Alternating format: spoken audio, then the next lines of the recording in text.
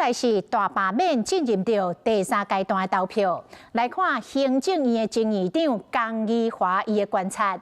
伊讲目前民进党支持者的动员力比在野党加真悬。伊讲恐惊国民党的立委会互诱入来杂色。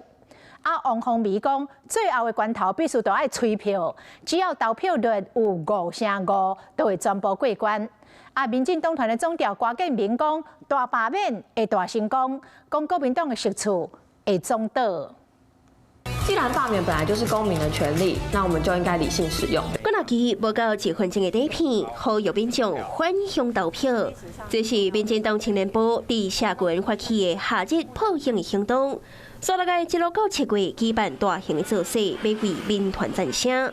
严格进前大声发出罢免的日期是7月26日，民进党团总调郭建明和那样批评来线高兴。不是7月6号，是8月2号。国民党不要疑问到这种程度，要把责任推给我，僵持还不知是否，这是国民党悲哀。郭建明搁在评估，新竹市长高虹安的罢免案100%会过。那另外7席的国民党立委第2批投票可能伫8月23。那前行政院长江宜华分析，支持者动员的制度将做决战关键。有没有可能会达到我们执政党发动这场对反对党的大罢免？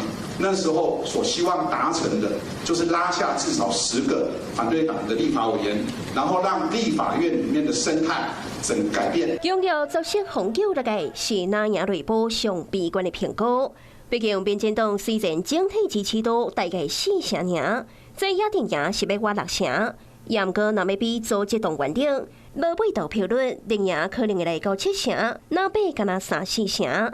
转换做实际得票率，民进党就是28%。很多的民调都显示这样子，反对罢免的比这个同意罢免要多。所以，如果我们成功的可以把不同意罢免能够吹出5%以上的话，那么事实上呢，我们在这一场的罢免呢，我们大家都会过关。就大罢免大成功。